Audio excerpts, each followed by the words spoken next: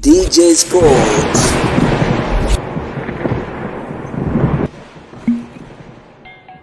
Kitu pekee ambacho kinasubiriwa na mashabiki wa klabu ya soka ya wekundu wa Msimbazi Simba ni kuona viongozi wao wana participate vipi kuhusiana na usajili katika dirisha hili dogo la usajili, ambapo tumeweza kuona kwa hivi sasa Simba Sports Club wamekuwa kimya sana katika kufanya maboresho ndani ya kikosi cha wekundu wa Msimbazi Simba, hali ya kuwa kikosi hicho kinahitaji kufanyiwa marekebisho ya kutosha ili kiweze kufanya vizuri katika michuano mbalimbali, ambapo kwa hivi sasa tumeweza kuona kwamba Simba Sports Club ikiwa inaendelea kufanya vibaya katika michuano mbalimbali.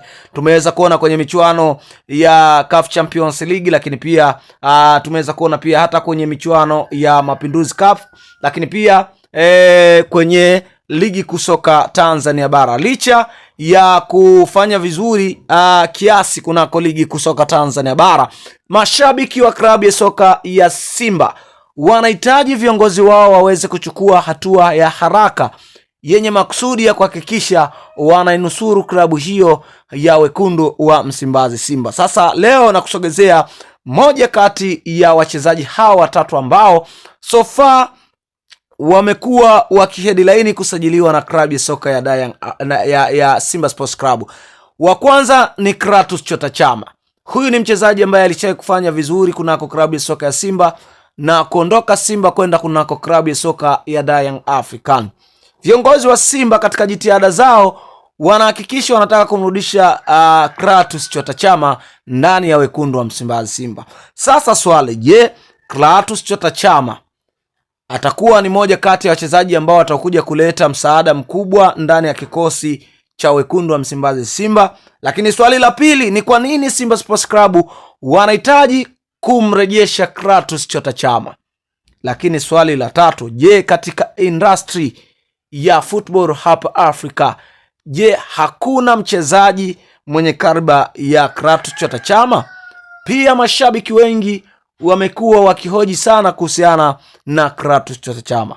Lakini mchezaji wa pili ambaye so far amekuwa anawindwa na klabu ya wekundu wa Msimbazi Simba ni moja kati ya mchezaji ambaye alishawahi kufanya vyema kunako klabu ya Azam. Hapa tunamzungumzia Jibril Sila ambaye so far tumeweza kuona kwamba Simba wakiwa wanafanya mazungumzo ya moja kwa moja na mchezaji huyo katika kuhakikisha waweze kumsainisha nyota huyo kujiunga na klabu ya Simba Sports Club. Je, kwa nini Simba Sports Club kwa hivi sasa usajili wake umekuwa kusuasua sana?